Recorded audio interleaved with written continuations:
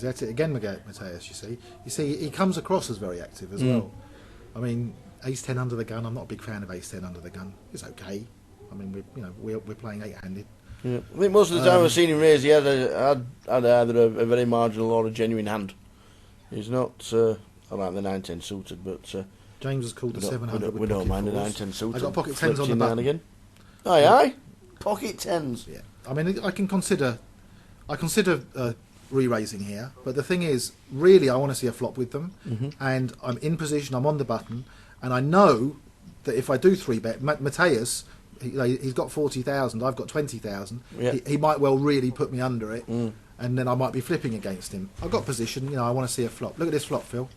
Flop is 4-2-4, 2 diamonds. Right, so we know Mateus is going to c-bet here.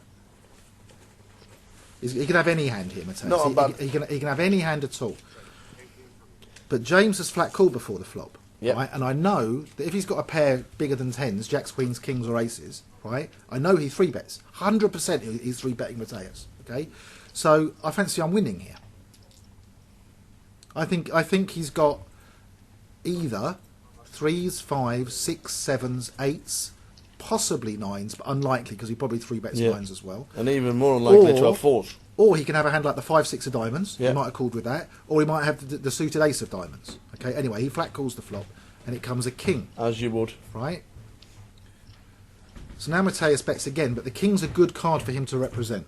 Okay. He can have a king here, and he's representing the king. But I don't believe him. I still don't believe him. And I think James is either making a good call with a pair between 4s and 10s, or he's got the ace bit of diamonds. This is my thinking in this pot anyway.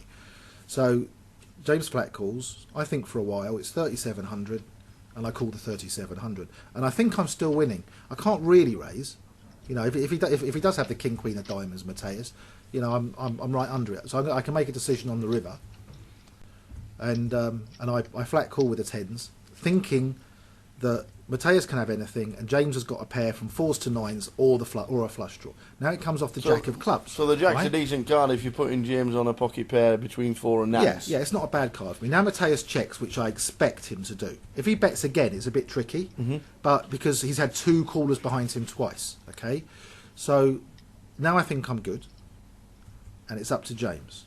So I think James has got a pair between 5s and 8s. Yeah, I think that's the most likely hand for him to have. But now he bets 15,000 into 20. Now, if he had a pair between 5s and 8s, he's going to check this. Yeah, he's going to check it and hope I'm flushing and he's won the pot. So I'm thinking, well, what's he betting with? He's either got kings full, jacks full, 4 4s, or a busted flush draw.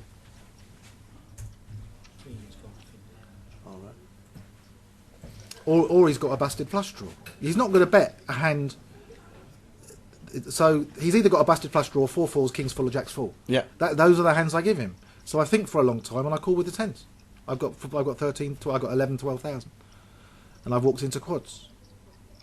I mean, I fancy if he's got a house of 2s, I fancy he raises at some point. So, and I fancy if he's got kings or jacks, he re-raises before the flop. Well, and if he's got 5, 6, 7s, 8s, or 8s.